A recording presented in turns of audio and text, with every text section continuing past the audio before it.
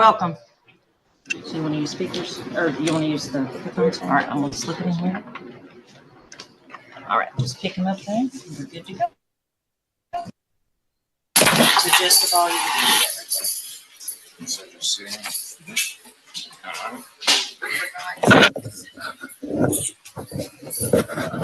Everything all right? Recording in progress. Good morning. Good morning. Can you see and hear me okay? Yes, ma'am. Okay. My name is Miss Wiggins, and I would like for you to state your name and DOC number for the record, please. My name is Bricelyn Leake. My DOC number is 328498. Thank you. You were seen about 9 months ago, right? Is that correct? Yes, ma'am. Okay. I've already introduced myself, Miss Wiggins, and also on camera with me is Mr. James and Miss Fields. We're the 3 parole board members that were conducting your hearing, eligibility hearing today. I believe when you were seen about 9 months ago, there was only 2 parole board members, and due to legislative changes, we're working in panels of 3. Are you aware of that new change? Yes, ma'am. Okay. All right. So you probably recall the flow of how we did things. I'm going to start with your resident record card first. And because we didn't hear a lot of the details, I wasn't on your case before. We're gonna review that again, and then we're gonna go into other areas such as your programming and what you were asked to do about 9 months ago. Then we're gonna look at parole plans if we given that possibility of parole, and what barriers you might foresee. Do you have any questions for me before we begin? No, ma'am. Okay, I will let you know that the 3 of us have a couple of different screens. We have certain notes, so if you may we may be looking up or down. It's not that we're not paying attention, we're just looking and reviewing notes as you are speaking, okay? Yes, ma'am. All right, so we're going to begin. As you said, your name is Bricelyn Leake, number 328498. You are currently located at the Lee Adjustment Center. Your medium custody and 20 years was given for the following: manslaughter's 2nd degree, robbery 1st degree, criminal conspiracy, robbery 2nd degree, and burglary 1st degree, criminal facilitation. On that robbery 1st degree, that criminal conspiracy, you had 2 counts of that. You have served 6 years and 7 months, and you have approximately 6 years and 1 month remaining. You do not have any good time loss. Does this sound accurate? Yes, ma'am. Okay. Mr. Leake, if you will begin with why you're before us and the crimes that brought you into incarceration. Well, I'm before you guys today because first I broke the law, made poor decisions. My decisions were I was not just under the influence, but I was part of a bad crowd of people. And the crowd of people I was hanging around, I also consciously made these choices for robbing stores. And one day we took upon ourselves to rob some local weed dealers, and the local weed dealer robbery turned into a double homicide. I have no intention on killing nobody, didn't want nobody to die, but my actions and what I did led to people dying. Even though I didn't pull the trigger, I'm just as wrong as the man who did it because I was there consciously knowing what was going on. I didn't call the police. I didn't stop it. Instead, I was selfish and thought about myself. Okay. All right. How old were you when the manslaughter charges took place? Of course, I see that it was amended from murder to manslaughter 2nd degree, 2 counts of that. How old were you during the time? I was 18 years old, ma'am. Okay. All right. I see that you're currently 25. All right. So you were under the influences. Were you under the influence when you were doing all of these robberies and such? Yeah, when I say influence, I'm not just talking about alcohol. I'm talking about social influences also. And yes, I was, ma'am. Okay. All right. What were some of the drugs that you used during this time? Mainly marijuana, but I've done Percocets. I was doing Adderalls, and we're called the speed pills, which is a form of amphetamine. I've drunk, they call it lean, but I drunk promethazine cough syrup. It was an image I was trying to uphold of a person who I wasn't. Okay. All right. Now, are you originally from Kentucky, or did you come from another area, from another I'm state? originally from Illinois. Okay. All right. So how long had you been living in Kentucky when you, yeah, I see that you were born in Illinois. How long had you been living in Kentucky when this started? What age did you move to Kentucky? I came to Kentucky the first time I was 17 years old. I left and then came back at 18, and I was in Kentucky from January until I got locked up, which is July 6th. Okay. When you were in Illinois, did you have any trouble up there? Did you have any bad influences up that way as well when you were growing up? Honestly, I never had a strong supporting male figure in my life, but I had a great mother, and she did the best she could. I had a great grandmother. I went to church. However, I had an amazing upbringing, but I decided to make the choices that led to my actions, which led me in here. But back home, I definitely had good influences and a good structure and upbringing. Okay. Well, I appreciate that you're taking responsibility for your actions and your part in that. So many times we have individuals that that like to blame the system and so I do appreciate you taking responsibility for your part in that. At one time, one of the incidents, you entered a triple R mark. You were armed with a knife. What was your intention? What kind of a knife was that? What was your intention with that? I had like a baby. I don't honestly don't recall which knife it was. It was it was a knife that could most definitely do damage. But my intentions was to rob this gas station to pay rent with some people that I was living with. So when I bring up social influences, my actions did this. I did this, but I was under the pretense of, well, you have to pay rent. You got to get this done. There's no other way to do this. So we can do this. This is the fastest way to make money. And me being a gullible 18-year-old that I was at the time, just trying to fit in because I ran away from home and problems, I partook in the robbery. And yeah, my intentions was to rob them and get some money so I can pay this rent for a house, which ultimately led me to getting more time in prison. Okay.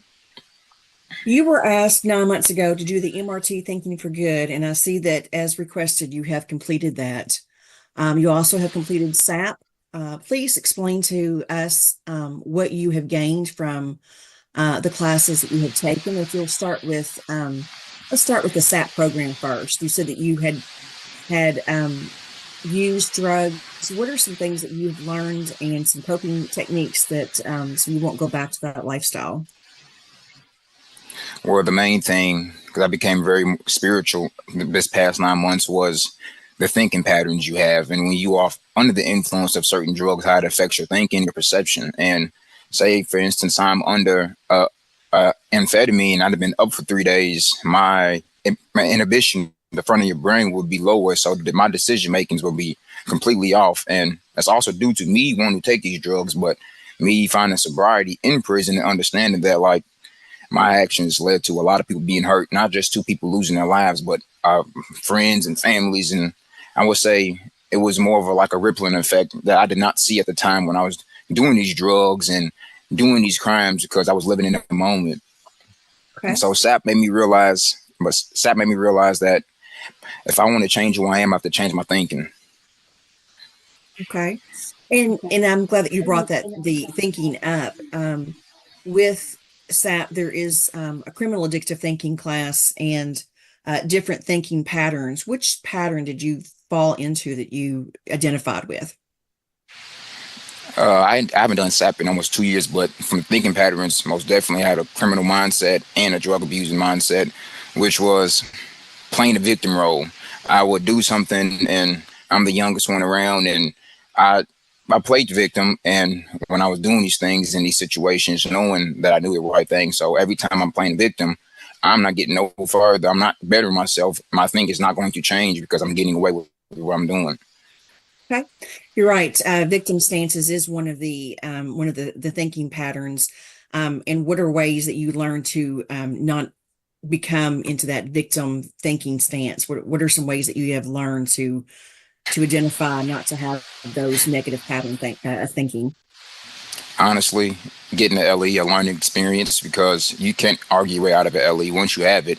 Accepting responsibility taught me a lot. Like, even if I didn't do this and my cooler wasn't underneath my bed, it was somebody else's cooler, I still got this LE. I have to take responsibility. Don't play the victim like it's not mine, or I didn't do this. Take my LE as a man, read and learn from it and move on. Okay. And just for the record, an LE is what we call a learning experience. Is that correct? Yes, ma'am. Okay. All right. Thank you.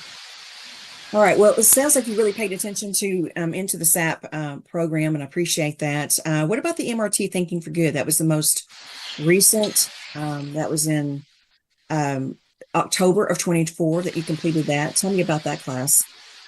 That class changed my life, honestly, because it's a lot of deep questions about yourself, and I hear people's stories and their reflections upon themselves. But the thing that stuck out to me most was birds of a feather flock together. And I thought about my case, and I thought about the people I was around. I thought about the things that I was doing. I can't say that I'm better than these people, or I'm different, or I'm this. And the outside's reflection inside, and all these people who are 10 years older than me, but are robbing stores, selling drugs, and getting high.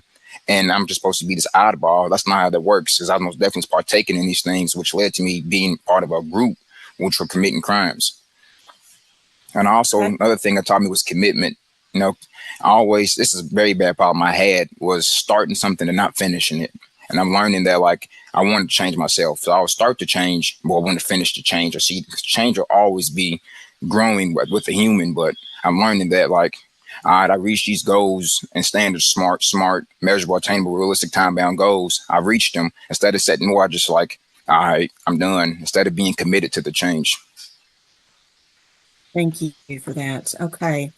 Sounds like you've really kind of gained some skills.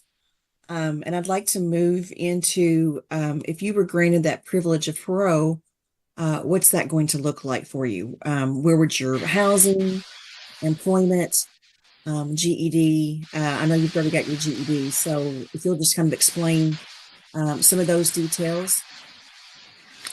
So I don't know if you can see this, but while incarcerated, is my college transcripts. I finished my first semester in college, and I also became OSHA 10 certified. And when I do my OSHA classes, the carpentry teacher took a liking to my energy and gave me the union contact card for Lexington to be in the union, to be in the Lexington Carpentry Union. And my housing, just for the first 6 months, I'm being a helping hand sober living home, which is a program which takes also 90 days off the back end of my sentence. I'm gonna be there, and starting off, they say I can take a job for making $18 to $20 an hour from UPS and various other jobs, and they provide transportation back and forth to work.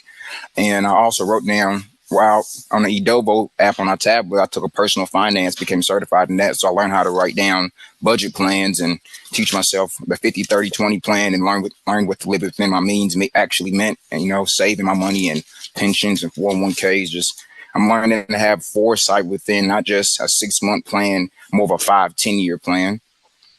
Okay, I appreciate that. That is sounds like a really good plan.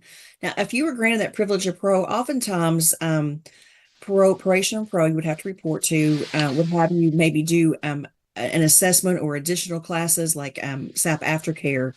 How would you fit that in and those requirements in?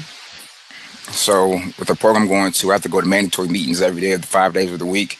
But throughout the rest of the day, you can sign out and just be free. But I will not turn down any help. Like, MRT is moral recognition therapy. And I sat back and read my book one day, actually paid attention to the title, and I realized I always wondered why MRT makes me feel a certain type of way after I get done with class, because it really digs inside of you and brings things out. And it really showed me the things I was fighting within myself.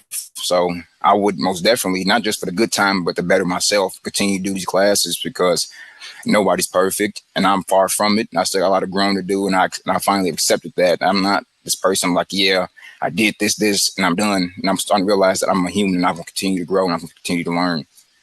Thank you. I will note for the record that you do not have any disciplinary since you've been in there, and I want to commend you on that.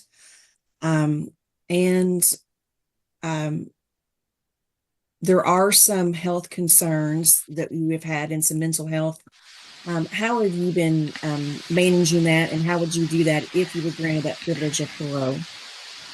Well, with my mental health being bipolar, one thing I've learned having it for so long is realizing my triggers. You learn about that in SAP too. I'm realizing like a certain conversation will sway me a certain whenever mood swing, I won't even indulge in it. And if I am in the midst of a mood swing, music is very good therapy for me. Also, like I took up reading, a lot of reading. It puts my mind somewhere other than prison. It takes me like if I'm already in a bad state of mind or my mood is already, I can see it declining. It's a million and one things I can do to improve my mood and my mental health. So. Okay. All right. And have you dealt with any of your PTSD and other areas? And would you be open to seeing a mental health provider if that was what was asked of you? Yes, ma'am. So the place that I'm going to, therapy is one of the things I have to continue my therapy due to my severity of the case, due to the severity of the crime of my case. So, and I know that I need help, that I know that my PTSD is not just going to stop. I know that loud bangs and certain fast movements and certain things were trigger me, not to bloop out, but to like more or less have a mental breakdown and have anxiety intact. But I most definitely on my own was going to pursue therapy though, because I'm trying to better myself as a person and lead by example now. Okay. Do you have family support? You mentioned your mother and your grandmother. Are they still with us here? And where are they located at? So all my family is currently Illinois, but I have great mother, great grandmother, great sister. My entire family is amazing, except my father's side. But even the ones on my father's side tried to be there, and they gave me a hand and tried to help me. I didn't take the hand for help, So, and I understand that, and I accept it. Like it's okay to go back to mama's house and start over and listen and take the discipline because she's free and she's surviving and she's making things work. So my support system, honestly, is amazing. And it was me that didn't want the help because I was stuck in my own ways at 18 years old, thinking that nobody could tell me nothing. I understand that. Okay. Well, I believe the questions that have been asked and answered, and I do appreciate I do believe that you have been well spoken and presented yourself well today. I'm going to turn it over to my colleagues, and if you will give them the same attentiveness and courtesy, I would appreciate it. Mr. James, would you like to begin? Bricelyn? Yes, sir. I don't think I've ever heard a better interview. This was very, very, very informational, very well presented, and it shows that you put in a lot of work. Yes, sir.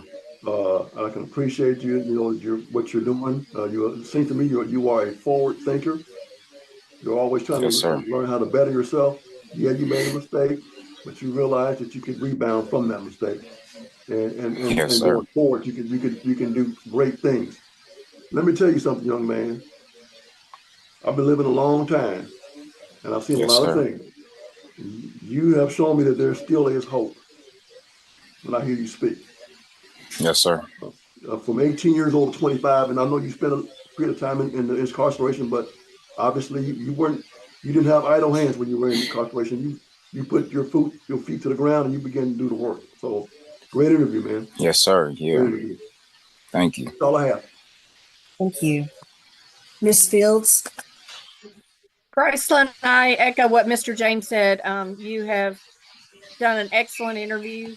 You have shown that you have been putting the efforts forward to make you a better person and to understand the Yes, ma'am. actions of your incarceration and ways to overcome and strive in society once you are Yes, released. ma'am.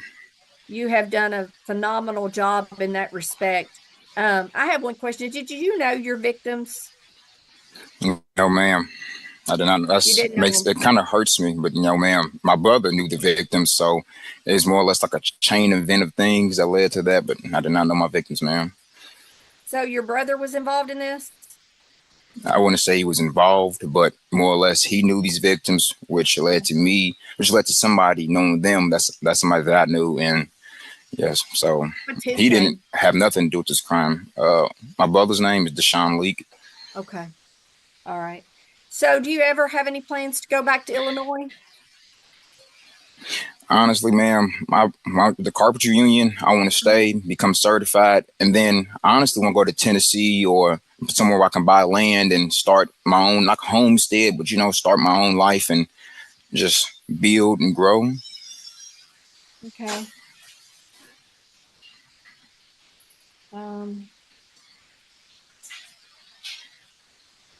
So tell me, if you are released, you will be reporting to a probation and parole officer for the remainder of your sentence. How will you use Yes, that ma'am. probation and parole officer to your benefit? Well, I'm going to continue to use my probation and parole officer to keep me in line and to keep me striving for success.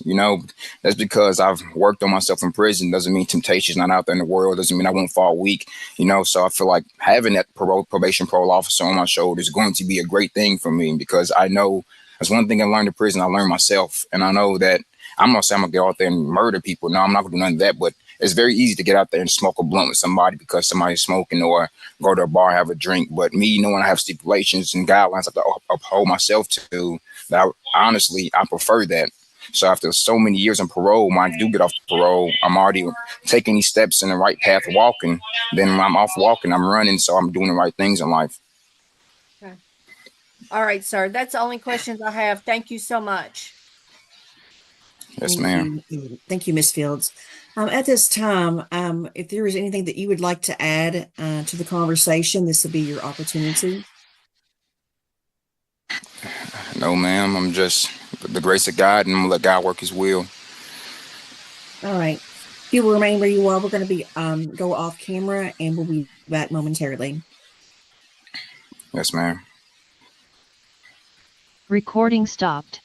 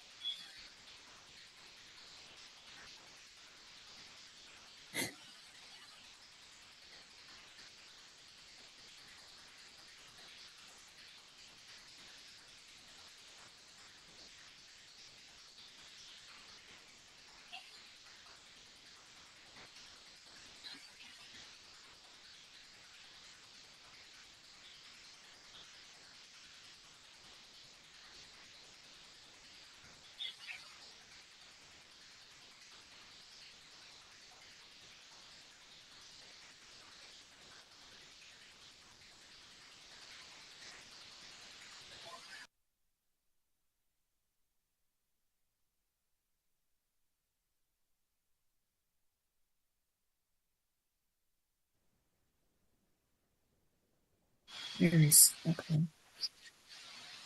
Oh, there we go. Recording in progress. We're back on camera with Bricelyn Leake, 328498. Can you still see and hear me okay? Yes, ma'am. All right. After deliberation, we have recommended parole for you. Yes, These are ma'am. the conditions. We do want you to have no contact with the victims or the victim's family. Must follow any SAP aftercare recommendations, no use of alcohol, must complete programs deemed by the Division of Probation and Parole, and must seek a mental health assessment in the community and follow all recommendations. We want to wish you luck, sir.